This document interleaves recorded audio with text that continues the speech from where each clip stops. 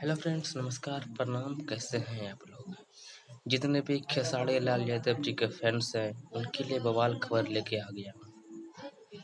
खबर यह है कि फ्रेंड्स कल एक सॉन्ग आ रहा है हमारे ट्रेंडिंग स्टार खेसारी लाल यादव जी के, जिस सॉन्ग का नाम है फ्रेंड्स नीलवा तोरा पिलवा परी। इस सॉन्ग को लेके है फ्रेंड्स श्याम देहाती, जो कि हमारे बीच अब नहीं है, एंड म्यूजिक दिए हैं आर्या शर्मा जी।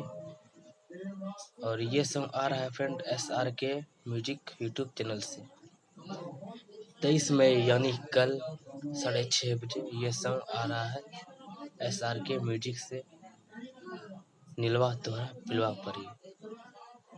आप लोग फ्रेंड्स तहलका मचा दीजिएगा। 1 घंटा में 5 लाख 1 मिलियन व्यू क्रॉस। यही खबर था। अच्छा लगे तो लाइक कीजिए, शेयर कीजिए एंड मेरे चैनल को सब्सक्राइब कीजिए। Thank you.